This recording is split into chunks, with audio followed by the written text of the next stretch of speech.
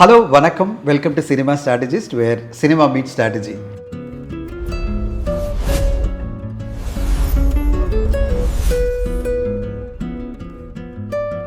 இந்த எபிசோடில் நானும் கிறிஸ்டியும் ஒரு முக்கியமான டாபிக் பற்றி பேச போகிறோம். கடந்த 2 வருஷம் கூட சொல்லுவாங்க, 1.5 வருஷம் கூட கிடையாது, தமிழ் சினிமாவே ரொம்ப பேசுகிற ஒரு விஷயம் என்னென்னு பார்த்தீங்கன்னா, சிறு பட்ஜெட் படங்களுக்கு மக்கள் கொடுக்குற ஆதரவு பற்றி.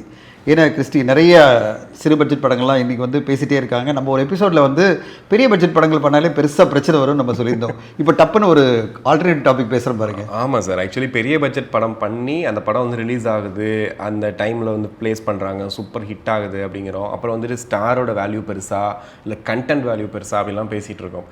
ஆனால் வெறும் கண்டென்ட்டை மட்டுமே நம்பிக்கிட்டு இருக்கக்கூடிய ஸ்மால் பட்ஜெட் படங்கள் பற்றி நம்ம பேசணும். பிகாஸ் நிறைய படங்கள் இப்போ ரீசெண்டாக சின்ன சின்ன பட்ஜெட்டில் பெரிய ஹிட்டு கொடுத்துருக்கு. இப்போ ரீசெண்டாக தாய்க்கிழவி யூத்தில் ஆரம்பித்தா கூட நீங்கள் ஸ்டார் காஸ்ட் இதெல்லாம் வச்சு கூட இது பெரிய படம், இது என்ன நீங்கள் சின்ன படம்னு சொல்கிறீங்கன்னு சொல்லலாம். ஆனால் பட்ஜெட் வைஸ் பார்க்கும்போது கம்பேரிட்டிவ்லி ஒரு 300-400 கோடி போட்டு ஒரு படம் பண்ணுறதை விட்டுட்டு ஒரு 12 crores 6 crores அந்த ரேஞ்சில் படம் பண்ணி கூட, அதாவது நீங்கள் 300 கோடி ரூபாய் போட்டு நீங்கள் 350 crores எடுக்கிறது உங்களுக்கு 50 crores உங்களுக்கு பெரிய பெனிஃபிட் சொல்லுவீங்க. ஆனால் இங்கே ஒரு 6 கோடி ரூபா போட்டு அந்த படத்தை 50 கோடி ரூபா மாற்றுறது, 100 கோடி ரூபா மாற்றுறதுலாம் பார்க்கும்போது ரொம்ப ஆச்சரியமாக இருந்துச்சு. அது பிரதீப் ரங்கநாதன் லைட்டாக அப்படி கிக் பண்ணார். இன்றைக்கி எல்லாரும் அந்த பாலை உதைக்க ஆரம்பிச்சிட்டாங்க. லவ் டுடே ஆரம்பித்தார். ரொம்ப சின்ன பட்ஜெட் படம் இவ்வளோ சம்பாதிக்குமா அப்படின்னு ஏஜிஎஸே மிரண்டு போயிட்டாங்க. என்னடா அது, ஒரு 18 crores தானே சார் ஆக்சுவலி, இது 6 கோடியில் எடுத்த படம். முதல் வாரமே 18 crores ஏதோ பேசிகிட்டு இருக்கோம். அடுத்து பார்த்தா 100 crores. என்னையா இது, சாதாரணமாக இருந்த படம் அப்படின்னு. ஸோ இந்த மாதிரி பார்க்கும்போது ஓகே, அப்போ சின்ன பட்ஜெட்டில் படம் பண்ணாலே ஒரு பெரிய ஹிட்டு கொடுத்துடலான்ற மைண்ட் செட் மக்களுக்கு வருது. அதை தாண்டி பார்த்தீங்கன்னா நம்ம வரக்கூடிய ப்ரொடியூசர்ஸ் என்ன கேட்குறாங்கன்னா, கொஞ்சம் கண்டென்ட் ஓரியண்டாக கொடுங்க, நாங்கள் பெரிய ரிஸ்க் எடுக்க விரும்பலை, ஸோ சின்ன சின்ன கண்டென்ட்டை அப்படியே மூவ் பண்ணுவோம். இப்போ மலையாளத்தில் பண்ணுறாங்க, கன்னடத்தில் பண்ணுறாங்க, ஏன் நம்ம பண்ணக்கூடாதுன்ற கான்செப்டோட தான் போச்சு. எனக்கு தெரிஞ்சு ரீசெண்டாக குடும்பஸ்தனாகும், மெட்ராஸ் மேட்னி, மிடில் கிளாஸு, 11, ஆண்பாவம் பொல்லாது, தலைவர் தம்பி தலைமையில், ஹாட்ஸ்பாட் 2, வித் லவ், இந்த மாதிரி போயிட்டே இருக்குது. இந்த லிஸ்ட்டில் வரக்கூடிய படங்கள் எனக்கு ரொம்ப ஆச்சரியத்தை கொடுக்குது. பரவாயில்லப்பா, ஒரு மாதிரி சின்ன படமாக இருந்தாலும் நல்ல கலெக்ஷன் கொடுக்குது, ஆடியன்ஸ் கிட்ட நல்ல பேர் வாங்கியிருக்கு, ஓகே நல்ல ஒரு ரெஃப்ரெஷிங்கான மூட் கொடுத்துருக்கு அப்படின்லாம் சொல்கிறாங்க. ஆனால் எனக்கு என்ன தோணுது அப்படின்னா, அப்போ பெரிய பட்ஜெட் படங்கள் அப்படின்னு ஒரு இடத்துல வரும்போது இதை கம்பேரிட்டிவாக எடுத்துகிட்டு போகிறதா, இல்லை இனிமேல் தமிழ் சினிமாவை காப்பாற்ற போகிறது சின்ன பட்ஜெட் படங்கள் தானா அப்படின்னு ஒரு கேள்வி மட்டும் வருது எனக்கு. அப்படி வந்துச்சா? கண்டிப்பாக. சரி, அதுக்கு காரணம் என்னன்னா, நம்ம ஒரு எபிசோடில் பேசணும், அதாவது star power versus content power பர்சனல்ல. ஒரு ஸ்டார் பவர் நம்மளுக்கு மிகப்பெரிய கலெக்ஷனை கொண்டு கொடுக்கும், 100 கோடி 150 கோடி. ஆனால் ரொம்ப ரைட்டாக சொன்னீங்க, அதில் ஒரு 300 கோடியில் எடுத்துகிட்டு 320 கோடி ப்ராஃபிட்டோ 350 கோடி பதில் இன்றைக்கி ஒரு 5-6 கோடியில் எடுத்துகிட்டு 25 கோடி ப்ராஃபிட் பண்ணுறது எவ்வளோ பெரிய விஷயம். You are talking about 300 to 400% profit. அது ஆரம்பிச்சு விட்டது யார் பார்த்தீங்கன்னா, அது டெஃபினட்டாக பிரதீப் ரங்கநாதன். லவ் டுடேல ஆரம்பித்த ஒரு விஷயம், 6 கோடி பட்ஜெட்டில் எடுக்கப்பட்ட படம், கிட்டத்தட்ட 100 கோடி, ஒரு ப்ரொடியூசர் கிட்டத்தட்ட 60-70 கோடி ரூபாய். ஆக்சுவலி ரீசெண்ட் டைமில் இருந்திருக்கு, பட் ரீசெண்ட் டைம் இல்லை இந்த மாதிரி ஒரு அச்சீவ்மெண்ட் எந்த படம் பண்ணதில்லை. வெறும் 6 crore 6 crore படம் 40-50 கோடி தயாரிப்பாளருக்கு கையில் காசு வந்தது பார்த்தீங்கன்னா அது லவ் டுடே தான். லவ் டுடேல ஆரம்பித்து அது பிறகு ஒரு நல்ல விஷயங்கள் நிறைய. அவருடைய அடுத்த படமே பார்த்தீங்கன்னா கம்மி பட்ஜெட் தான். எது நம்ம சொல்கிற டிராகன் படமும் 25 கோடி தான் பட்ஜெட் இருக்கும். அந்த படமும் 150 கோடி கலெக்ட் பண்ணி பெரிய லெவலில் ஏஜிஎஸ்க்கு சக்ஸஸ் கொடுத்தது. இப்போது அந்த ஃபார்முலாவை பேஸ் பண்ணி இன்றைக்கி நிறைய படங்கள் வெற்றி அடைஞ்சிட்ருக்கு. நீங்கள் சொன்னீங்க பார்த்தீங்களா, குடும்பஸ்தன் அதே மாதிரி 5 கோடியில் எடுக்கப்பட்ட படம் கிட்டத்தட்ட 30-40 கோடி ரூபாய் சம்பாதிச்சு கொடுத்தது. அடுத்ததாக நீங்கள் பார்த்தீங்கன்னா இதே மாதிரி நீங்கள் லிஸ்ட் பார்த்தீங்கன்னா 11 என்ற படம் பார்த்தீங்கன்னா ஒரு 2.5-3 கோடியில் தான் எடுத்தாங்க. அந்த படம் ஒரு பெரிய வெற்றியாக மாறிச்சு. மிடில் கிளாஸ் அப்படின்ற படம் ஒரு 2.5 கோடியில் எடுத்து அந்த படம் ஒரு 4 கோடி கிட்ட கலெக்ட் பண்ணி ஆஃப்டர் ரிலீஸ்க்கு அப்புறமும் ஓடிடிலையும் சம்பாதிச்சு, ஓடிடிலையும் நல்லா சம்பாதிச்சது. அது பிறகு நீங்கள் வரிசையாக படங்கள் எடுத்தீங்கன்னா ஒரு பெரிய ட்ரெண்ட் செட்டராக குடும்பஸ்தன் பிறகு பார்த்தீங்கன்னா ஆண்பாவம் பொல்லாதது. ஆண்பாவம் பொல்லாதனுடைய வெற்றி மிக பெருசாக இருந்தது. ஒரு 30-35 கோடி அந்த படம் கலெக்ட் பண்ண உடனே நம்பிக்கை வந்துருச்சு எல்லாருக்கும். சிறு பட்ஜெட் படத்திலே நம்ம 30-40 கோடி நம்ம டார்கெட் பண்ண முடியும் அப்படின்னு. அதெல்லாம் பிரேக் பண்ணது பார்த்தீங்கன்னா தாய்க்கிழவி. என்னது 30-40 கோடி 50 கோடி கூட பண்ண முடியும். இன்றைக்கி தமிழ்நாட்டில் மட்டுமே அந்த படம் 60 கோடி பண்ணுது. மிகப்பெரிய லெவலில் கலெக்ஷன். தமிழ்நாட்டில் 60 கோடின்றது எந்த அளவு நீங்கள் பார்க்கணுன்னா, எஸ்கே அவர்களுக்கு வாழ்த்து சொல்லணும். அவருடைய படமான பராசக்தி படம் 55 கோடி தான் தமிழ்நாட்டில் கலெக்ட் பண்ணியிருக்கு. அவருடைய ப்ரொடக்ஷனில் வந்த தாய்க்கிழவி 60 கோடி படுது. இத்தனைக்கும் இந்த படத்தினுடைய பட்ஜெட் பார்த்தீங்கன்னா ஒரு 6-7 கோடி தான். எது நான் சொல்கிறது தாய்க்கிழவி. அந்த படம் 120-130 கோடி. இப்போது வரிசையாக அந்த படத்தில் ஆரம்பித்து நீங்கள் ஆண்பாவம் பொல்லாதது, அது பிறகு வந்த சிறை கிட்டத்தட்ட 35 கோடி கிட்ட கலெக்ட் பண்ணிச்சு. அது பிறகு வந்த தலைவர் தம்பி தலைமையில் 35 கோடி கலெக்ட் பண்ணிச்சு. அது பிறகு வித் லவ் படமும் ஒரு 30-35 கோடி கலெக்ட் பண்ணிச்சு. இப்போ அது பிறகு தாய்க்கிழவி நான் சொன்ன மாதிரி 60 கோடி. இப்போ யூத் 40-50 கோடி கலெக்ட் பண்ண சொல்கிறாங்க. இப்போ நீங்கள் பார்த்தீங்கன்னா இந்த லிஸ்ட்டு நம்ம படித்தோம்ல, அதனுடைய மெட்ராஸ் மேட்னின்னு ஒரு படம், மிடில் கிளாஸ் படம், இப்படி சின்ன சின்ன படம், 11 படம், இதெல்லாம் வந்து நிறைய பெருசாக பேசப்படலை. ஆனால் அந்த படங்களும் வணிக ரீதியில் வெற்றி அடைஞ்ச படங்கள், வணிக ரீதியாக வணிக ரீதியில் ரொம்ப பிடிச்சி பார்த்த படங்கள் தான். இப்போ ஒரு 10-12 படங்கள் இப்படி நம்ம உதாரணம் சொல்ல முடியும் போது small films are here to rule அப்படின்ற ஒரு எண்ணம் வந்து எல்லாருக்குமே வந்துருச்சு. இன்ஃபேக்ட் இது எந்த அளவு தமிழ் சினிமா நல்லதுன்னா, ஒரு பெரிய ஆர்டிஸ்ட் நடித்தா தான் படத்துக்கு ஓப்பனிங் வரும், பெரிய கலெக்ஷன் வரும் அப்படின்றதெல்லாம் இனிமேல் தூக்கி வச்சுருங்க. ஏன்னா உங்களுக்கு டேட் கிடைக்க போகிறது இல்லை. பல தயாரிப்பாளருக்கு வந்து பெரிய ஆர்டிஸ்டோட டேட் கிடைக்காது. உங்களால் கேரண்டீடாக ப்ரீ சேல் பண்ண முடியாது சேட்டலைட் டிஜிட்டல். ஆனால் ஒரு ஸ்ட்ராங்கான கண்டென்ட் நீங்கள் எடுத்துகிட்டு வந்தீங்கன்னா நீங்களும் வந்து ஒரு சிறை மாதிரி ஜெயிக்க முடியும், நீங்களும் ஆன் பாப்புலர் மாதிரி ஜெயிக்க முடியும், தாய்க்கழி மாதிரி ஜெயிக்க முடியும், யூத் மாதிரி ஒரு என்டர்டெய்னிங்கான படம் கொடுத்தா ஜெயிக்க முடியும், 11 மாதிரி ஒரு த்ரில்லர் கொடுத்தாலும் ஜெயிக்க முடியும். இப்படி ஹாப்பி ராஜ் என்ற படம் வந்து ப்ரீ சேல்ஸ்லேயே வந்து அந்த படம் பிரேக் ஈவன் அச்சீவ் பண்ணிடுச்சு. ஸோ இப்படி எல்லாமே சிறு பட்ஜெட் படங்கள்லாம் ஒரு முன்னுதாரணமாக மாறிட்டு இருக்கு. இப்போது நிறைய தயாரிப்பாளர்கள், நிறைய இயக்குநர்களுக்கு வாய்ப்புகள் கிடைக்க போகுது. இந்த சிறு பட்ஜெட் படங்களோட வெற்றி என்ன ஆக போகுதுன்னா, தமிழ் சினிமாவுடைய போக்கே மாற்ற போகுது. நம்மளுக்கு ஆர்டிஸ்டோட டேட் கிடைச்சாதான் நம்ம படம் தொடங்க முடியும் அப்படின்றத விட்டுட்டு கண்டென்ட் ஸ்ட்ராங்காக கிடைச்சா போகிறோம். இப்போ தேடல் எங்கே தெரியுமா, எல்லாருமே ஒரு ஸ்ட்ராங்கான கண்டென்ட் கிடைக்கும். கண்டிப்பாக சார். இப்போ ஒரு குடும்பஸ்தன் மாதிரி கிடைக்கிற, ஒரு சிறை மாதிரி கிடைக்கிற, ஒரு ஆன் பாப்புலர் மாதிரி கிடைக்கிற தேடல் தான் இப்போ நிறைய அதிகமாகிடுச்சு. இதோட சக்ஸஸை நான் பார்க்குறது என்னன்னா, நீங்கள் சொன்னீங்க இயக்குநர்களை சொன்னீங்க, நிறைய இயக்குநர்கள் பார்த்த இப்போ ஒரு 8-10 படங்களில் பார்த்தீங்கன்னா புது இயக்குநர்கள் எல்லாருமே இப்போ தான் அப்கமிங், அப்போ ஃபஸ்ட்டு மூவி பண்ணியிருக்காங்க அப்படின்ற இயக்குநர்கள். அப்போது எனக்கு என்ன தோணுதுன்னா, தயாரிப்பாளர்கள் சைட்லவே கொஞ்சம் மாறி இருக்குது அப்படின்ற மாதிரி இருக்குது. இன்றைக்கி சிவகார்த்திகேயனை வந்து சிவகுமார் போய் அப்ரோச் பண்ண முடியுது அப்படின்னா, அப்போது வந்துட்டு கண்டென்ட் நல்லா வேல்யூவாக வச்சுக்கிட்டு நமக்கு இந்த கேஸ்ட் அண்ட் குரூ தான் வேணும், எனக்கு இந்த மியூசிக் டேரக்டர் தான் வேணும்னு டிமாண்ட் பண்ணுற அளவுக்கு கண்டென்ட் ஸ்ட்ராங்காக இருந்தால் ஆட்டோமேட்டிக்காக ப்ரொடக்ஷன் வருது. ப்ரொடக்ஷன் வந்து ஆட்டோமேட்டிக்காக ரிலீஸ் வந்து ஒரு பெரிய பேனர் வந்து ரிலீஸ் பண்ணுது. அப்படின்னும் போது அந்த படத்துக்கு ஒரு பெரிய வெளிச்சம் அப்போயே கிடச்சிருது. நீங்கள் சொல்கிற மாதிரி முன்னாடியே ஓடிடியில் விற்கிறது, அதுக்கு முன்னாடி விற்கிறதுலாம் சேட்டலைட்ஸ் எல்லாமே வந்து கிடச்சிருது. அப்படி இருக்கும்போது ஒரு கண்டென்ட்டை சரியாக கொடுத்தாலே போதும். ஒரு இயக்குனராக வந்து நீங்கள் உள்ளே என்ட்ரி கொடுக்குறீங்க அப்படின்னா இந்தந்த விஷயங்கள் அதை வந்து ரொம்ப கரெக்டாக இருக்கணும். அப்படி இருந்துச்சுன்னா, என் படத்துக்கு ஒரு 6 கோடி ரூபா பட்ஜெட் போட்டிருக்கேன்னா ஷோர் ஷார்ட்டாக என்னால் வந்து 25 crores-லேருந்து 30 crores நான் சம்பாரிச்சு கொடுக்க முடியும் சார் அப்படின்னு சொன்னீங்கன்னா, நீங்கள் சொல்கிற மாதிரி இந்த 6 கோடினும் போது விசால் சார் சொன்னதான் ஞாபகம் வருது. இந்த 2 கோடி 3 கோடி வச்சுலாம் படம் பண்ண வந்துடாதீங்கன்னு சொன்னது அவர் ஒரு அக்கறையாக சொன்னது வேறு மாதிரி ஒரு இதாக மாறுச்சு. இன்றைக்கி 2-3 கோடி பண்ணலாம், பட் ஆனால் அது படமாக வந்து ஒரு கரெக்டான பிளேஸ்மெண்ட் வந்து உட்காந்துச்சுன்னா அந்த படம் என்ன பண்ணுங்கிறதெல்லாம் இந்த படம் காட்டியிருக்கு. மெட்ராஸ் மேட்டினி மிடில் கிளாஸ் பற்றி கண்டிப்பாக பேசியே ஆகணும். பெரிய பெரிய ஹீரோஸ் நடிக்கல, அதில் ரொம்ப ரொம்ப சின்ன, அதாவது நம்ம பார்த்தீங்கன்னா ஒரு கேரக்டர் ஆர்டிஸ்ட்டாக உள்ளே வந்தவங்க தான் நடித்தது. அதுலேயே மெட்ராஸ் மேட்டினியில் முக்கியமாக சொல்லப்போனால் ஒரு வெப் சீரிஸ் மாதிரி தான் அந்த படமே. ரொம்ப சின்ன பட்ஜெட்டில் ஒரு ஆட்டோ டிரைவர் அப்படி தான் போச்சு அந்த படமே. ஆனால் படம் கொடுத்த அந்த ஒரு மெசேஜ், அந்த எமோஷன், அந்த பிஜிஎம், ஸோ நம்ம எப்படி யோசிச்சுட்டு இருக்கோம்னா ஒரு பெரிய மியூசிக் டைரக்டர் கொடுத்த பாட்டை தான் நம்ம ரசிப்போம், அப்படி தான் நினச்சிட்டு இருந்தோம். ஆனால் சிறை இந்த மாதிரி படங்கள் வந்து உடச்சிருச்சு எல்லாத்தையும். எங்களுக்கு மியூசிக் நல்லா இருக்கணும், பார்க்குறவங்களுக்கு அந்த எமோஷனல் கனெக்ட் ஆகணும் அப்படின்னு அந்த விஷயங்களை வந்து இந்த படங்கள் வந்து ரொம்ப அழகாக பண்ணியிருக்குன்னு நினைக்கிறேன். ஆனால் அதுக்காக ஒரேடியாக நீங்கள் வந்துட்டு சின்ன படங்கள் தான் வந்து சின்ன படங்கள் தான் வந்து ரூல் பண்ண போதுன்னு சொல்கிறத வந்துட்டு ஏற்றுக்க முடியல. ஏன்னா நான் ஒரு லிஸ்ட் ஒன்று படிக்கிறேன். March 6 ஒரு 9 படம் ரிலீஸ் ஆயிருக்கு சார். முஸ்தஃபா, வேடம், காதல் ரீசெட் ரிப்பீட், வசூல் மன்னன், ஓ பட்டர்ஃப்ளை, 99/66, செல்லமடா நீ எனக்கு, யாரா அந்த பையன், நான் தான் அந்த பையன், அண்ட் முறின்னு நினைக்கிறேன் ஆக்சுவலி படம். ஸோ இந்த படங்கள் வந்து ரிலீஸ் ஆகிருக்கு 9 படங்கள். இதில் எத்தனை படங்கள் நீங்கள் நம்ம பேசு பொருளாக மாறி இருக்கு, எத்தனை படங்கள் பெரிய ஹிட்டு கொடுத்துருக்கு, அட்லீஸ்ட் ஒரு ஃபேஸ்புக்லேயோ ட்விட்டர்லேயோ ஒரு ஓகே இந்த படம் வந்து இதெல்லாம் பார்க்கலாம் நல்லா இருக்குன்னு சொல்கிற இடத்துக்கு வந்திருக்குன்னும் போது இங்கே டவுட்டாக இருக்குது. அப்போது நீங்கள் சொல்கிற மாதிரி ஒரு கண்டென்ட்டு ஓரளவுக்கு நல்லா இருக்குன்னா ப்ரொமோஷனில் வந்து அந்த படத்தை கொண்டு போயிடலான்னு சொல்லி பேசணும். இப்போ யூத்தை பற்றி பேசணும், தாய்க்கழிவை பற்றி பேசணும், அவ்வளோ அழகாக ப்ரமோட் பண்ணாங்க, செம்மையாக ஒர்க் அவுட் ஆச்சுன்னு. ஆனால் இப்போ இந்த படங்களுக்கு என்ன பதில் சொல்கிறது? இப்போ இப்படிப்பட்ட படங்களும் நம்ம அதையும் பார்க்கணுமா இல்லையா? கண்டிப்பாக. நீங்கள் அதே பிறகு 13ஆம் தேதி வந்த படங்களும் பாருங்கள். March 13 அது ஒரு 8 படம் வந்திருக்கு சார்.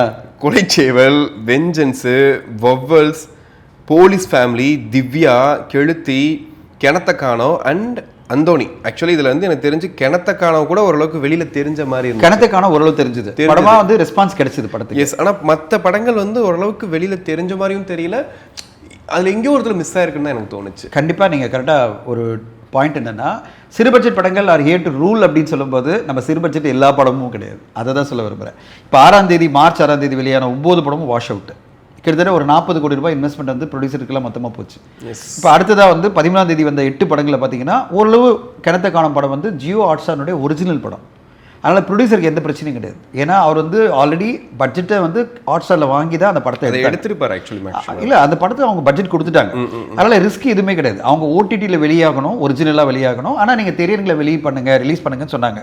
அவங்க திரையரங்கில் ரிலீஸ் ஆனது வந்து வந்தால் ப்ராஃபிட், வரலனாலும் ஒன்றும் பிரச்சனை கிடையாது. அதனால் அந்த படத்தினால தயாரிப்பாளருக்கு எந்த பிரச்சனையும் இல்லை. அதை எடுத்த தயாரிப்பாளருக்கு எந்த வகையிலும் ஃபைனான்ஷியலி சிக்கல் கிடையாது. ஆனால் மீதி படங்கள் 7 படங்களும் எந்த அமௌண்ட்டும் கலெக்ட் பண்ணல. அவங்க போட்ட இன்வெஸ்ட்மெண்ட் எதுவுமே வரல. அப்போ பாருங்கள், 6ஆம் தேதி வந்த 9 படம், 17ஆம் தேதி வந்த 7 படம், 16 திரைப்படங்களும் கிட்டத்தட்ட 60 கோடி ரூபாய் எந்த ரெவன்யூ வராமல் போயிடுச்சு. ஓகே, அப்போ இது நம்ம எப்படி எடுத்துக்கிறோம்? இதுதான் இப்போ தான் சிக்கல். இதில் தான் என்ன ஆகுதுன்னா, நிறைய பேர் என்ன பண்ணுறாங்கன்னா, ஒரு சிறு பட்ஜெட் படமெல்லாம் கண்டிப்பாக ஆடியன்ஸ் வந்துடுவாங்க, ஓடிடி வாங்கிடும், சேட்டலைட் வாங்கிடும், எனக்கு வந்து பெரிய லெவலில் ஓப்பனிங் வந்துடும், நான் வந்து என் படம் வந்து சிறை மாதிரி படம், என் படம் வந்து ஆண் பாம்பல் அது மாதிரி படம், என் படம் வந்து தாய்க்கழி மாதிரி படம் அப்படின்ற ஒரு நம்பிக்கையில் தான் வராங்களே தவிர, நம்ம எடுக்கிற கதை பிரேக் த்ரூ கதையா? பிரேக் த்ரூனா ஏதோ ஒரு வகையில் ஒரு அப்பீல் ஒன்று இருக்குது. கேட்ட உடனே ஒரு வியாபாரிகள் கேட்கும்போது, நான் சொல்கிறது ஓடிடி பிளாட்ஃபார்மாக இருக்கலாம், மியூசிக் கம்பெனியாக இருக்கலாம், அவங்க கதை கேட்ட உடனே இது நல்லா இருக்குது, நாங்கள் பண்ணணும்னு ஆசைப்பட்றோம், இந்த படத்தோட ட்ராவல் பண்ணணும்னு ஆசைப்பட்றோம்னு நினைக்கும் போது தான் உங்கள் படம் டேக் ஆஃப் ஆகும். அந்த இடத்துலையே டேக் ஆஃப் ஆகாமல் நீங்கள் ஒரு படத்தை வந்து உங்களுடைய சொந்த ஒரு எக்ஸைட்மெண்ட்டில் ஒரு படம் எடுக்கும்போது என்ன ஆகுனா, இந்த மாதிரி 16 படம் போய் மாட்டோம். ஓகே, 2 வாரத்தில் 16 படம் வாஷ் அவுட். இல்லை நம்ம வந்து கிடைத்தக்கான இன்க்ளூட் பண்ண வேணாம், ஏன்னா அது ஒரிஜினல், அதை விட்டுடலாம். ஆனால் எதுக்கு சொல்ல வரேன்னா, நீங்கள் ஒரு ஒரிஜினலாக போய் ஒரு ஓடிடி பிளாட்ஃபார்மை கன்வின்ஸ் பண்ணிங்க வச்சிங்களேன், அது வந்து நம்மளுக்கு எந்த சிக்கலும் கிடையாது. மேட் இன் கொரியான்னு ஒரு படம் வந்திருக்கு, அந்த படம் அப்படி தான், அது ஒரிஜினல் படம். அது வந்து வணிக ரீதியில் அதை பற்றி ஒரே பண்ண வேணாம், ஏன்னா தயாரிப்பாளர் முதல்ல பட்ஜெட்டை வாங்கிட்டார், ஓடிடி பிளாட்ஃபார்மில் வாங்கியாச்சு. இப்போ அப்படி இல்லாமல் அது நெட்ஃப்ளிக்ஸ் வந்து ஒரிஜினலாக ப்ரொடியூஸ் பண்ணாங்க. நீங்கள் ஒரு திரைப்படத்தை நம்பி இந்த படம் திரையரங்கில் ஓடும், ஓடிடி வாங்கிடுவாங்க, சேட்டலைட் வாங்கிடுவாங்க போகும்போது பிரேக் த்ரூ கண்டென்ட்டாக இல்லைன்னா, இப்போ நம்ம சொன்ன வெற்றி அடைஞ்ச எல்லா படங்களும் பார்த்தீங்கன்னா பிரேக் த்ரூ கண்டென்ட். டெஃபினட்டாக ஒரு பிரேக் த்ரூவாக ஏதோ ஒரு விஷயம், அட்லீஸ்ட் கண்டென்ட் ஓகேவாக இருந்தாலும் அந்த டீம் வந்து பிரமாதமான ப்ரொமோஷன் பண்ணாங்க. அதுக்கான பேக்கப் அவ்வளோ ஸ்ட்ராங்காக இருந்தது. நீங்கள் கண்டென்ட்டாக எடுத்து பார்த்தீங்கன்னா, ஒரு வித்லோ எடுத்து பாருங்களேன், ஐஸ்வர்யா ரஜினிகாந்த் மேடம் வந்து இறங்கி அடிக்கிறாங்க. அந்த படத்தை வந்து இன்க்ளூடிங் அவங்க அப்பாவுடைய சப்போர்ட் கிடைக்குது, அவங்க ரஜினி சார் சப்போர்ட் கிடைக்குது. ஏன்னா அவருக்கு பிடிச்சிருக்கு அந்த படத்தை. அவர் என்னைக்காவது தியேட்டரில் வந்து படம் பார்த்துருக்கீங்களா?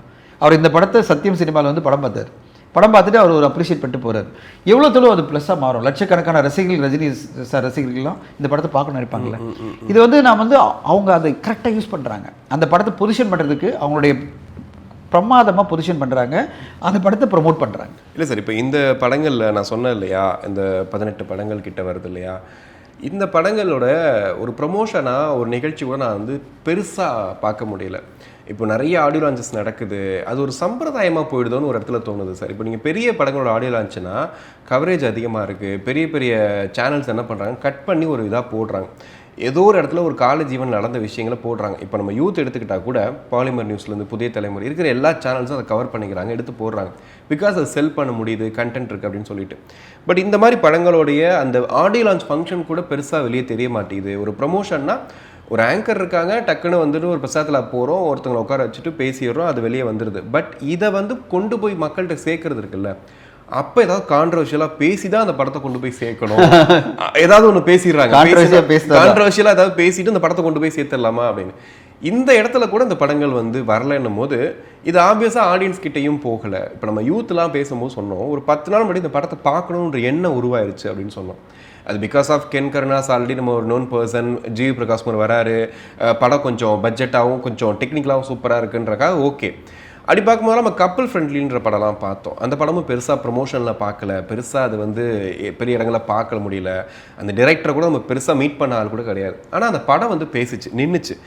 நிறைய இடங்களில் வந்து இப்போ வரைக்கும் நான் வந்து ரீசெண்டாக ஒரு ஃப்ரெண்ட்கிட்ட பேசிகிட்டு இருக்கும்போது சொன்னாங்க, நான் ரீசெண்டாக அந்த படத்தில் கப்பல் ஃப்ரெண்ட்லின்னு ஒரு படம்ப்பா, அந்த படத்தை பற்றி நான் கேள்விப்படவே இல்லை. பட் அந்த படத்தை பார்த்ததுக்கப்புறம் எனக்கு ஒரு மாதிரி மைண்டே வேறு மாதிரி யோசிக்க ஆரம்பிச்சு. அந்த ஹீரோயினை பார்க்கும்போது என்னமோ நம்ம ஒரு பெரிய கனெக்டான ஃபீல் இருந்துச்சு அப்படின்னு சொன்னாங்க. சென்னையில் இப்படி ஒரு ஊர்லாம் இருக்கா அப்படின்னு, சென்னை தானான்ற எனக்கு டவுட்டில் அளவுக்கு எடுத்து வச்சுருக்காரு அப்படின்னு சொல்லிட்டு. அப்போது அந்த மாதிரியும் இருக்குது. அப்படி பார்க்கும்போது இவங்க கொஞ்சமாச்சும் அட்லீஸ்ட் இந்த படத்தை கொண்டு போய் சேர்க்கறதுக்கு ஒரு விஷயம் பண்ணியிருக்கலாமோ. ஒருவேளை பட்ஜெட்டில் எல்லாத்தையும் முடிச்சுட்டு கடைசியாக ப்ரொமோஷனில் வந்துட்டு வேண்டாம், 6 கோடி ரூபா செலவு பண்ணிட்டோம், இதுக்கப்புறம் ப்ரொமோஷனுக்கு எக்ஸ்ட்ரா நம்ம செலவு பண்ண வேண்டாம் அப்படின்னு நினச்சிட்டாங்களான்னு தெரியல. ஏன்னா ஏகப்பட்ட படங்கள் ப்ரொமோஷனாலேயே ஓடுச்சுன்னு சொல்கிறோம். இன்னொன்று ஃபேக் ப்ரொமோஷன்லாம் நடந்துச்சு, ஒரு படம்லாம் வந்துச்சு இல்லையா, ஒரு பேய். அந்த மாதிரிலாம் கூட கொண்டு போய் படத்தை சேர்த்துடுறாங்க. இதை வந்து அப்போ நம்ம அது ஆர்ட்டாக பார்க்குறதா இல்லை ஒரு பிஸ்னஸாக பார்க்குறதா? இத்தனை படங்கள் போயிடுச்சு, நம்ம அசால்ட்டாக ஒரு வார்த்தையில் சொல்லிடலாம் இந்த படங்கள்லாம் வந்துட்டு சரியாக போகலை அப்படின்ட்டு. பட் அதில் ப்ரொடியூசர்ஸ் நிலைமை என்ன? 100%. வீக்லி வந்து பாருங்க சார், நீங்கள் சொல்லி பாருங்க 16 திரைப்படங்களோட தயாரிப்பாளருக்கு ஒன்றுமே கிடைக்கல, கையில் காசு வரலன்னு வரும்போது என்ன பார்க்கணுன்னா, நீங்கள் ஒரு சிறு பட்ஜெட் படம் ஓடிடுச்சு அதனால் நம்ம படம் ஓடிடும்ன்ற நம்பது பதில். நான் என்ன சொல்ல வரேன்னா, நம்ம எடுத்த கதை கண்டிப்பாக நம்மளை வந்து ஸ்லீப்லெஸ் நைட்ஸ் கொடுக்குது, நம்மளை வந்து தூங்க விடாமல் செய்யுது, இந்த கதை கண்டிப்பாக ஒர்க் ஆகும் அப்படின்னு ஒரு நம்பிக்கை வந்ததுன்னா கண்டிப்பாக பண்ணலாம். சினிமா வியாபாரம் மட்டும் கிடையாது, ஒரு கலை. அந்த கலை உங்களை ஏதோ ஒரு வகையில் புரட்டி போடணும், உங்களை ஏதோ ஒரு வகையில் என்ன சொல்லணும், இந்த கதை சொல்ல வேண்டிய ஒரு கதை அப்படின்னு. நான் உதாரணம் சொல்கிறேன், படம் வந்த பிறகு எல்லாரும் சொல்லுவாங்கன்னு நினைக்கிறேன், ஓரளவு நம்பிக்கையோடு நான் இருக்கிறது என்னென்னா, இப்போ நாங்கள் வந்து பவிஷ் வச்சு ஒரு படம் பண்ணுறோம், லவ் அப்படின்னு சொல்லிட்டு. அந்த கதை வந்து கிட்டத்தட்ட ஒரு 10 பேர்கிட்ட நாங்கள் சொல்லியிருக்கோம், வியாபாரிங்கிட்ட. வியாபாரின்னா மியூசிக் ரைட்ஸ் வாங்குறவங்கிட்ட, ஓடிடி கிட்ட, அப்புறம் வந்து சேட்டலைட் நிறுவனத்துக்கிட்ட, எல்லாருமே சொன்னது சூப்பராக இருக்குது, கதை சூப்பராக இருக்குது, படமாக நீங்கள் வந்து டெவலப் பண்ணுங்கள், நம்ம வந்து கண்டிப்பாக கன்சிடர் பண்ணுறோம் அப்படின்னு என்கிட்ட சொன்னபோது நம்மளுக்கு நம்பிக்கை வருது. நான் தைரியமாக கொண்டு போய் கதை சொல்கிறேன். டேரக்டர்கிட்ட முதலே சொல்லிட்டேன், நீ போய் கதை சொல்லணும்ப்பா அப்படின்னு. அதை விட பாப்புலரான கிரிட்டிக்ஸ் கிட்டலாம் கதை சொன்னேன், நீ போய் கதை சொல்லு. அவர் என்ன சொல்கிறாரு பார்க்கலாம், பேரெலாம் சொல்ல வேணாம், அவர்கிட்ட கதை சொல்லுப்பா அப்படின்னு சொன்னேன். இப்போ அவர் கதை சொல்லும்போது அவங்க வந்து, சார் ரொம்ப நல்லா இருக்குது சார் இந்த கதை, கண்டிப்பாக ஒர்க்காகவும் நம்புகிறேன், இவர் இது சொன்ன மாதிரி எடுத்துட்டாருன்னா படம் வெற்றி. இப்போ எங்கே உங்களுக்கு நம்பிக்கை வரும்னா, இப்படிப்பட்ட ஒரு ஃபீட்பேக் வரும்போது தான் ஒரு நம்பிக்கை வரும். நம்மளுக்காக திருப்திப்படுத்துறதுக்காக அவங்க சொல்லலை, அவங்க ஓப்பனாகவே சொல்கிறாங்க, இதில் சார் சூப்பரான கதை என்ன. இதில் மியூசிக் கம்பெனி வந்து உடனே வந்து எக்ஸைட் ஆகிறாங்க, சரி சார் இந்த படத்தினுடைய மியூசிக் ரைட்ஸ் நம்ம வாங்கிக்கிறோன்றாங்க. சேட்டலைட் டிஜிட்டல் நம்ம யார் மூலமாக பேசுகிறோமோ அவங்க என்ன சொல்கிறாங்க, சார் இது செம்மையாக இருக்குது, படத்தை காமிங்க, சீக்கிரம் படத்தை காமிச்சிருங்க, நம்ம டீல் முடிச்சிடலாம். நான் எதுக்கு சொல்ல வரேன்னா, இது டீல் முடிஞ்ச பிறகு நான் அதை பற்றி பெருமையாக பேசுகிறேன், அதுக்கு முன்னாடி நான் வந்து இன்னும் டீல் முடிகிற வரையும் நம்ம கேரண்டி எல்லாருக்குமே தெரியுமா சார், அதான் இது எல்லாரும் தெரியணும் பண்ணணும்னு சொல்கிறேன். ஓகே, இப்போது நீங்கள் வந்து ஒரு திரைப்படத்தை கொண்டு போயிட்டு எடுக்கிறதுக்கு முன்னாடி 10 பேர்கிட்ட அது கதை சொல்லுங்கள். நான் சொல்கிறது வியாபாரிங்கிட்ட. இப்போ நான் வந்து யாரெல்லாம் உங்கள் படத்தை வாங்கணும்னு நினைக்கிறீங்களோ டிஸ்ட்ரிபியூட்டர் கதை சொல்லுங்கள். நீங்கள் டிஸ்ட்ரிபியூட்டர் வந்து ஒருத்தர் பாப்புலரான டிஸ்ட்ரிபியூட்டர் வச்சிங்களேன், அவர்கிட்ட 2 மணி நேரம் டைம் கேளுங்க, சார் 1 மணி நேரம் கொடுங்க சார், ஏன் டேரக்டர் வந்து கதை சொல்லுவார், இந்த கதை ஒர்க் ஆகுமா, நீங்கள் வாங்குவீங்களா, இந்த படத்தை அரேஞ்ச் பண்ணி கொடுத்து நீங்கள் போய் நீங்கள் ஒன்றுமே இல்லை ரிக்வஸ்ட் பண்ணால் அவங்க கேட்பாங்க, சரிப்பா கமிட்மெண்ட்லாம் கிடையாது, கதை கேட்குறேன் அப்படின்வாங்க. நான் சொல்கிறது, நீங்கள் யார்கிட்டையுமே கேட்காம, ஒப்பீனியன் கேட்காம, யாரும் இன்வால்வ் பண்ணாமல் நீங்கள் தனிப்பட்ட ஒரு பேஷனோட ஒரு கதை எடுக்கும்போது நீங்கள் சுத்தமாக மொத்த ரிஸ்க் நீங்கள் எடுக்கிறீங்க. நீங்கள் மொத்த ரிஸ்க் எடுக்கும்போது திரைப்படமாக உருவாகும் போது நீங்கள் எதிர்பார்த்ததை விட கொஞ்சம் பெட்டராக வந்ததுன்னா எஸ்கேப் ஆகிடலாம், எதிர்பார்த்ததுக்கு வரல இல்லை கம்மியாக வந்ததுன்னா மொத்தமாக வாஷ் அவுட். நான் வந்து இதில் ரிலீஸ் ஆன பல படங்கள் நான் பார்த்துருக்கேன், பார்த்துட்டு நான் வந்து உண்மையிலே சொல்கிறேன், எனக்கு அன்றைக்கி தூக்கம் வராது. அந்த படம் பார்த்தோன்னே என்னடா இந்த தயாரிப்பாளர் வந்து இவ்வளோ தொழில் லாஸ் ஆக போகிறாரு, இது ஒர்க் அவுட்டே ஆகாது இந்த படம். இதை விட முக்கியமாக என்னென்னா, அந்த டைரக்டரும் அந்த ப்ரொடியூசரும் சேர்ந்து என்ன சொல்லுவாங்க, இதில் ஏதாவது நம்ம சின்னதாக சஜஷன் சொன்னாலும், சார் இது கொஞ்சம் எடிட் பண்ண முடியுமா அப்படின்னாலும் அவங்க ஒத்துக்க மாட்டாங்க. நம்ம 2 பேரும் சேர்ந்து ஒரு படம் எடுத்துட்டோம், இந்த படம் ஜெயிச்சிடணும் அப்படின்னு நினச்சிங்கன்னா, இப்போ நானே அது மாதிரி எனக்கு நம்பிக்கை வராது. எனக்கு என் படத்தை எடுத்து முடிச்ச பிறகு எனக்கு வந்து இன்னும் 10 பேர்கிட்ட கேட்டுகிட்டே இருப்பேன், நீங்கள் படம் பாருங்கள், கேளுங்க, சொல்லுங்கள், அவங்க என்ன சொல்கிறாங்களோ அப்பயே எனக்கு தெரிஞ்சிடும். எனக்கே 2-3 ப்ரிவியூ போட்டு காட்டுறேன், நான் காமிச்சிருக்கேன். நான் அப்பயே நீங்கள்லாம் சொல்லும்போதே எனக்கு அப்போ நம்பிக்கை போயிடும். இப்போ ஒரு படம் நல்லா இல்லைன்னு வச்சுங்களேன், இப்போ நம்ம வந்து படத்தை பேர் சொல்ல வேணாம், அப்புறம் டேரக்டர் என்ன சொல்லுவார், என் படத்தை நீங்கள் சொல்லிட்டீங்கன்னு அந்த படத்தை போட்டு காமிச்ச உடனே நீங்கள் சொன்னீங்க இல்லை சார் ஓகே தான் அப்படின்னு சொல்லும்போது இல்லை, அப்போ எனக்கு என்ன தான் பண்ணாலும் ஒன்றுமே பண்ண முடியாதுன்னு தெரியும். சரி படத்தை எடுத்தாச்சு நம்ம ரிலீஸ் பண்ணணும் அப்படின்ற லெவலுக்கு நம்ம போயிடுவோம். ஆனால் ஒரு திரைப்படம் நல்லா இருக்குன்னு வந்தது வச்சுங்களேன், டெஃபினட்டாக யாருமே குறை சொல்லணும்னு நினைக்க மாட்டாங்க. ஸோ ஒரு திரைப்படம் நல்லா இருக்குது, ஜென்யூனாகவே நல்லா இருக்குது அப்படின்னா கண்டிப்பாக நல்லா இருக்குன்னு அவங்க சொல்லும்போது நம்பிக்கை இன்னும் கூடும், ப்ரமோஷன் இன்னும் நல்லா பண்ணலாம் கண்டிப்பாக. ஸோ ஒரு திரைப்படம் என்பது உங்ககிட்ட ஒரு யூஎஸ்பி இருக்கா இல்லையா, யூனிக் செல்லிங் ப்ரொபோசிஷன் அப்படின்னு சொல்லுவாங்க. உங்ககிட்ட யூனிக் செல்லிங்கான ஒரு படம் ஒரு கான்செப்ட் இல்லைன்னு வச்சுங்களேன், நீங்கள் என்ன பண்ணாலும் உங்களால் செல்ஃப் எடுக்க முடியாது. அது வந்து ஆட்டோமேட்டிக்காக பிரச்சனை. ஒரு இன்டெலிஜென்ட்டான ஒரு ப்ரொடியூசர் அப்படின்னு சொல்லுவாங்க இல்லையா, அது ரொம்ப இம்பார்ட்டண்ட்டாக இப்போ இருக்குது. ஆமாம், இன்டெலிஜென்ட்டை விட காமன் சென்சிக்கலான ப்ரொடியூசர். நான் இன்டெலிஜென்ட்லாம் எதிர்பார்க்க மாட்டேன். நான் வந்து நம்மலாம் ரொம்ப இன்டெலிஜென்ட்டாக இருந்தால் தான் ஜெயிக்க முடியாதெல்லாம் சினிமாவில் கிடையாது. நீங்கள் காமன் சென்சிக்கலாக இருந்தாலே போகிறோம். காமன் சென்ஸ் ஆடியன்ஸோட பல்ஸ் கொஞ்சம், அதாவது ஆடியன்ஸோட காமன் மேனோட உங்களோட கனெக்ட் இருந்தாலே போகிறோம், உங்களால் நல்ல படம் கொடுத்துருப்போம். இல்லை சார், இப்போ நம்ம ஏஜிஎஸை பார்க்குறோம், இதுக்கு முன்னாடி சூப்பர் ஃபிலிம்ஸ் எல்லாம் பேசியிருக்கோம். நம்ம அவங்க எடுக்கிற படமே வந்து பார்த்தீங்கன்னா அந்த படம் ஹிட்டு, ஷோர் ஷாட் அப்படின்வாங்க. கலைப்புலி தானு சார் வந்துட்டு ஒரு கதை கேட்குறாரு அப்படின்னா அந்த கதையோட எல்லா விஷயத்தையும் அவரே சொல்லுவாருன்னு சொல்லுவாங்க. அதாவது அவர் கரெக்டாக அதை புரிஞ்சுக்கிட்டு படத்தை பண்ணுவார் அப்படின்னு. இந்த மாதிரி அவங்க ரெடி ஆகிறதுக்கான ஒரு ப்ராசஸ்க்குள்ளேயே போகாமல் காசு இருக்குது ஓகே ஒரு படம் பண்ணி நம்ம ரிலீஸ் பண்ணால் போதுன்றதை பார்த்துருக்கேன். இன்னும் நிறையா வந்து சினிமாவில் நீங்கள் மீட் பண்ணியிருப்பீங்க, நானும் மீட் பண்ணியிருக்கேன் நிறைய பேரை. படம் எடுத்துட்டேன், அதை எப்படியா ரிலீஸ் பண்ணால் போதுன்னு ஒரு 10 தியேட்டருக்காகலாம் இருப்பாங்க. ஸோ எனக்கு என்னென்னா, நீங்கள் அந்த ஆர்ட் அண்ட் எமோஷனுக்குள்ளே போகும்போது என்ன ஆகுதுன்னா, என் படம் வந்து நான் எடுத்துட்டேன், இந்த படத்தை ரிலீஸ் பண்ண போகிறேன், ப்ரொடியூசர்னு என் பேர் வந்து ஸ்க்ரீனில் வந்துடும், இந்த எமோஷனில் மாட்டிக்கிறாங்களோன்னு நிறைய எனக்கு தோணுது. நிறைய டிரெக்டர்ஸ் 100% கரெக்ட். என் படம் ரிலீஸ் ஆனா போறோம், என் ஊர்ல பேர் வந்துடும், நான் ஒரு தயாரிப்பாளர் பேர் போட்டு நினைக்கிறாங்களே தவிர ஒரு திரைப்படம் என்பது கொலாபரேட்டிவான ப்ராசஸ். அது பிறகு மிக முக்கியமா நீங்க ஆரம்பிக்கும் போது சொன்னீங்க, இப்போ 16 படத்தை படிக்கும்போது என்ன சொன்னீங்க, இந்த படம் வந்ததாவே தெரியல, ப்ரொமோஷன் இல்லைன்னு. Promotion is very very important. இன்னைக்கு ஒரு ஸ்ட்ராங்கான கண்டென்ட் எங்கிட்ட சுந்தர்சி சார் ஒரு தடவை சொன்னார், இன்னைக்கு எப்படி மாறி இருக்குன்னு சொன்னார். முன்னாடி என்ன சொன்னார்னா 90% கண்டென்ட், 10% ப்ரொமோஷன். ப்ரொமோஷன் அந்த காலகட்டத்தில் தெரியுமா, பேப்பர் ஆடு, வால் போஸ்டர், இதோட எதுவுமே கிடையாது. ஒரே ஒரு ஈவெண்ட் வைப்பாங்களாம், இவ்வளோதான். நாங்கள் வந்து உழைச்சதே கிடையாது, ப்ரொமோஷனுக்கெல்லாம் நாங்கள் போனதே கிடையாது அப்படின்னாரு. ஆனால் இன்னைக்கு அவர் என்கிட்ட சொன்னார் 50% கண்டென்ட், 50% ப்ரொமோஷன். 50% ப்ரொமோஷன் பண்ணிட்டு அதான் எனக்கு ரொம்ப கஷ்டமாக இருக்குது எனக்கு அப்படின்னாரு. ஏன்னா நான் 30 வருஷமாக படம் பண்ணிட்டு இருக்கேன். அப்போ நீங்கள் ப்ரொமோஷன் சொல்கிறீங்கல்ல, எனக்கு ரீசெண்டாக சிறை பண்ண ஸ்ட்ராட்டஜி வந்து ரொம்ப பிடிச்சிருந்தது. நான் நிறைய பேர்ட்டு இன்டர்வியூ பண்ண போகிறேன், பேச போகிறேன்னும் போது அவங்ககிட்ட நான் கேட்குறேன் பர்சனலாக, சார் சிறைன்னு ஒரு படத்தை பற்றி பேசுகிறாங்களேன்ட்டு. சரி, நம்ம சினிமாக்குள்ளேயே இருக்கிறோம், நம்ம வந்து மீடியாக்குள்ளே இருக்கோம், பேசுகிறோம், ஓகே. வெளியில் இருக்க ஒரு பர்சன் வந்துட்டு ஒரு பேங்க்கில் ஒர்க் பண்ணுறேன் என் ஃப்ரெண்டு வந்து சிறைன்னு ஒரு படம் நல்லா இருக்குன்னு சொல்கிறாங்களே, இந்த டாக் எங்கேருந்து வந்துச்சு நான் யோசிச்சிட்டே இருந்தால் நிறைய பேர்ட்ட படத்தை போட்டு காட்டியிருக்காங்க. அதாவது நீங்கள் சொன்ன மாதிரி ஏகப்பட்ட ப்ரொடியூசர்ஸ் நிறைய பேர்ட்ட போட்டு காட்டும் போது அவங்க டாக் வெளியில் வருது. அவங்க அவங்களுடைய ட்விட்டர் பேஜில் எழுதுறாங்க, சிறின்னு ஒரு படம் வந்துட்டு இந்த டேட்டில் வருது, இது பயங்கரமான ஒரு விஷயத்தை பண்ண போகுதுன்னு சொல்கிறாங்க. அப்போ என்ன ஆகுது அப்படின்னா, விடுதலை மாதிரி இருக்கும், இந்த படம் வந்துட்டு ஒரு அசுரன் மாதிரி இருக்கும், இந்த படம் வந்து வேற ஒரு பண்ண போகுதுன்னு சொல்லும் போது ஆட்டோமேட்டிக்காக மைண்ட் செட் ஆகுது. இப்போ நீங்கள் சொன்னீங்க யூத்தை சொல்கிறோம், தாய்கிழவி சொல்கிறோம், ப்ரொமோஷனில் சூப்பராக பண்ணாங்க, ஆண் பாவம் போலாதெல்லாம் சொல்கிறோம். இவங்க படம் வரதுக்கு முன்னாடி ஒரு ப்ரொமோஷன், படம் வந்ததுக்கப்புறம் ஒரு ப்ரொமோஷன் பண்ணாங்க. ஆனால் சிறை பண்ண விஷயம் என்ன அப்படின்னா, அதுக்கு முன்னாடியே ஒரு அவங்க எல்லாருக்குள்ளேயும் ஒரு டாக் வந்துருச்சு, இந்த படம் சூப்பர் படம், நல்லா இருக்க போகுது, ஒரு நல்ல ஒரு இது கொடுக்க போகுது, தமிழ் சினிமாவில் முக்கியமான படம். இந்த விஷயத்தையும் கொண்டு வந்துட்டாங்க. அப்போ நீங்கள் சொல்கிற மாதிரி ப்ரொமோஷனை தாண்டி பெரிய ஹீரோ பண்ணல, பெரிய ஆள் பண்ணல அப்படின்னா கூட நீங்கள் சொல்கிற மாதிரி 10 பேர்ட்ட போட்டு காட்டுறதுக்காக செலவு பண்ணணும். ஒரு ஸ்லாட் இன்டர்வியூ கொடுக்குறோம், அது எத்தனை பேர் பார்க்குறாங்க? ஒரு ஸ்லாட் இன்டர்வியூ கொடுக்குறாங்க. இப்போ இந்த படங்கள்லாம் ஸ்லாட் இன்டர்வியூ கொடுக்குறாங்கன்னா ஒரே ஒரு மெயின் ஆக்டர்ஸ் கொடுக்குறாங்க, அவரும் ஒரு 8-10 இன்டர்வியூ கொடுக்குறாரு. அது எத்தனை பேர்ட்ட போய் ரீச் ஆகுது? அதில் ஏதாவது ஒரு கான்ட்ரவர்ஷியலாக பேசணும், அதில் ஒரு பெரிய ஹீரோ பற்றி அவர் மென்ஷன் பண்ணணும். அப்போ தான் அந்த வீடியோட ஷார்ட்ஸாவது வெளியே போய் நான் அவருடைய ஃபேன்னு சொல்லணும். ஸோ இந்த டைமில் என்ன பண்ணுவாங்க, சார் எலெக்ஷனை பற்றி என்ன நினைக்கிறீங்க, டிவிகேவா டிஎம்கேவா ஒரு கேள்வி கேட்டால் அதுக்கு ஒரு என்ன பதில் சொல்ல கூட தேவை கிடையாது. கேட்ட கேள்வி தான். இப்போ முனிஸ்கான் சார் போயிட்டு டிவிகேவா டிஎம்கேன்னு ஒரு கேள்வி ஒரு ஆங்கராக நான் சொல்கிறேன், கேட்டோன்னா அவர் வந்துட்டு ஒரு ரியாக்ஷன் கொடுப்பார்ல, அது போதும் எங்களுக்கு. இதை வச்சு ஒரு தமிழ்லைன் போட்டு பண்ணுறோம், இதுக்கும் அந்த படத்துக்கு என்ன சம்மந்தம்? ஸோ அந்த படத்தை எப்படி நம்ம ப்ரொமோட் பண்ண முடியும்? அந்த இடத்துல எனக்கு இன்னும் என்ன தோணுதுன்னா, ஒரு ஸ்லாட் இன்டர்வியூ 10 சேனலில் கூப்பிட்றோம், அந்த இன்டர்வியூ கொடுக்க சொல்கிறீங்க, கொடுக்குறோம், எடுக்கிறவங்களும் எடுக்கிறாங்க. பட் என்னன்னா அது என்ன போய் சேருது? பெரிய ஹீரோஸ் பண்ணும்போது ஓகே, பட் இந்த இப்போ நீங்கள் யூத்லாம் பார்த்தீங்கன்னா கென் வந்து ஒரு 5 சேனல் தான் கொடுத்துருப்பாரு மேக்ஸிமம், அதுவும் கான்செப்டாக மொத்தமாக உட்காந்து சாப்பிட்ற மாதிரிலாம் கொடுத்து முடிச்சிட்டாரு. எனக்கு தெரிஞ்சு அவங்க அந்த லெவலுக்கு அந்த இதுக்கு போயிட்டாங்கன்னு நினைக்கிறேன். பட் இவங்க கொடுக்குற விஷயங்கள்லாம் பார்த்தீங்கன்னா அது போய் சேருதா, மக்கள்கிட்ட போய் இதாகுதா? இப்போ இதுக்கு செலவு பண்ணுறதுலாம் எங்கே போகுது? இதுவுமே ஒரு பெரிய ட்ராபேக். கண்டிப்பாக ஒரு படத்துக்கு வந்து ப்ரொமோஷன் எந்த அளவு முக்கியன்றது அதில் வந்து நம்ம ஒரு கான்செப்ட் தான் சொல்ல முடியும். ஒரு திரைப்படத்துக்கும் வேறு மாதிரி ப்ரொமோஷன் பண்ணணும், ஒரே மாதிரி ப்ரொமோஷன் நம்ம பண்ண முடியாது. அந்த யூனிக்கான ப்ரொமோஷனும் யூனிக்கான ஒரு கண்டென்ட்டும் இருந்ததுன்னா சிறு பட்ஜெட் படங்கள் ஜெயிக்க முடியும். யூபிஎஸ் அதை யூஎஸ்பின்னு சொல்லுவாங்க, யூனிக் செல்லிங் ப்ரொபோசிஷன் சொல்லுவாங்க. அந்த யூனிக் செல்லிங் ப்ரொபோசிஷன் வந்து 50% கண்டென்ட், இன்னைக்கு 50% ப்ரொமோஷன். இந்த ரெண்டுமே சரியான விதத்தில் நம்ம வந்து கம்பைன் பண்ணி கொடுக்கும்போது கண்டிப்பாக நம்ம ஜெயிக்க முடியும். தொடர்ந்து நிறைய ஸ்மால் பட்ஜெட் படங்கள் ஜெயிக்கணும், ஏன்னா புது தயாரிப்பாளர்கள்லாம் வரணும் தமிழ் சினிமாவுக்கு. அவங்க எல்லாம் அடுத்த கட்டம் ஜெயிக்கணும் அப்படின்னா இந்த மாதிரி சிறு பட்ஜெட் படங்கள் தான் அவங்க எடுக்க முடியும். எடுத்த உடனே பெரிய பட்ஜெட் எடுக்க முடியும், ஒரு 4-5 கோடியில் தான் அவங்க எடுக்க முடியும். அந்த 4-5 கோடியில் எடுக்கிற படங்கள்லாம் ஜெயிக்கணும்னா இந்த ரெண்டு விஷயத்தை மட்டும் ஞாபகம் வச்சு தான் போகிறோம், கண்டென்ட் அண்ட் ப்ரொமோஷன்.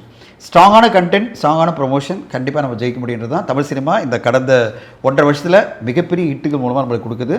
மிக முக்கியமான ஞாபகம் வச்சுங்க, நீங்கள் வந்து ஒரு நல்ல கண்டென்ட் நல்ல ப்ரொமோஷனோட கொண்டு வந்துட்டீங்கன்னா மிகப்பெரிய வெற்றிகள் சிறு பட்ஜெட் படங்களில் காத்திருக்கு. கண்டிப்பாக எனக்கு தெரிஞ்சு இந்த எபிசோடில் வந்துட்டு பார்க்குறவங்களுக்கு என்னப்பா 50% ரொம்ப பாசிட்டிவாக பேசுனீங்க, 50% ரொம்ப நெகட்டிவாக பேசுறீங்கன்னு நினைப்பீங்க.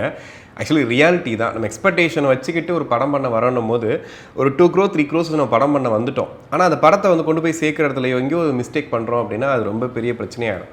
ஆனால் சின்ன பட்ஜெட் படங்கள் இங்கே என்ன உருவாகிருக்கு அப்படின்னா, ஒரு ஹிப்ஹாப் தமிழாவை கொடுத்துருக்கு, நிறைய புது மியூசிக் டைரக்டர்ஸ் கொடுத்து நிவாஸ் கே பிரசன்னாலாம் வந்திருக்காரு அப்படின்னா சின்ன படங்கள் பண்ணி அந்த பாட்டோட ஹிட்னால தான் வந்திருக்கிறாங்க. ஸோ நம்ம வந்து கண்டென்ட் மேலே நம்ம நம்பிக்கை வைக்கிறத தாண்டி கூட இருக்கிறவங்க நம்ம ஃப்ரெண்ட்ஸு நெகட்டிவாக தான் சொல்லுவாங்க, வாட் எவர் நிறைய பேர் சொல்ல தான் செய்வாங்க. ஸோ சின்ன சேஞ்சஸ் பண்ணிக்கலாம். ஸோ படம் பண்ணி இந்த படத்தோட ஃபைனல் காப்பியை கொண்டு போய் காட்டுறதுக்கும் ஒரு ஸ்கிரிப்டை வந்து மற்றவங்களை டிஸ்கஸ் பண்ணி அதை மெருகேற்றுறது, ஒரு டீம் ஒர்க் பண்ணுறது. இன்றைக்கி நிறைய பேர் வந்து நிறைய ஹீரோஸ் வந்து ஒரு படத்துக்கு அப்புறமே டீம் ஒர்க் பண்ண ஆரம்பிச்சிட்டாங்க, ஒரு டீமாக தான் ஒர்க் பண்ண ஆரம்பிக்கிறாங்க. ஸோ அந்த மாதிரி விஷயங்களையும் பண்ணணும் அப்படிங்கிறத அந்த எபிசோடோட நோக்கமே.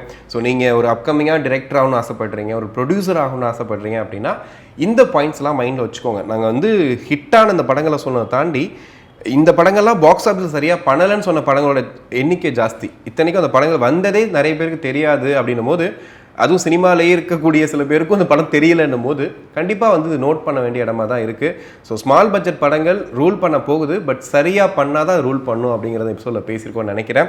ஸோ நெக்ஸ்ட் எபிசோடில் என்ன பேசலாம் அப்படிங்கிறத நீங்கள் சொல்லுங்கள். அதை தாண்டி வந்து இந்தந்த படங்கள்லாம் நீங்கள் விட்டுட்டீங்க அப்படின்னு சொல்கிற படங்களையும் நீங்கள் சொல்லுங்கள். சில படங்கள்லாம் சொல்லுவாங்க அண்டர் ரேட்டட்னு சொல்லிட்டு அதுக்கப்புறமாலாம் சொல்லுவாங்க. ஆனால் அதனால் எந்த யூஸுமே இல்லை. ஏன்னா பட்ஜெட்டாக அந்த படம் வந்து ஒரு இடங்களை வந்து தோத்துருச்சு அப்படின்னா அதுக்கப்புறம் அந்த படம் எவ்வளோ பேசினாலும் பெரிய விஷயமா இருக்காது. ஸோ அப்படிப்பட்ட படங்கள் இருந்தாலும் நீங்கள் கமெண்ட்ஸில் சொல்லுங்கள். ஸோ நெக்ஸ்ட் டைம் வந்து கண்டிப்பாக ஒரு நல்ல எபிசோடோட உங்களை மீட் பண்ணுற வரைக்கும் நான் உங்கள் Christie தனதேன். So cinema strategist where cinema meet strategy இந்த எபிசோடில் சிறு பட்ஜெட் படங்களை பற்றி டீட்டெயிலாக பேசணும். கமெண்ட் செக்ஷனில் பதிவு பண்ணுங்கள். தேங்க்யூ ஃபார் வாட்சிங். தேங்க்யூ.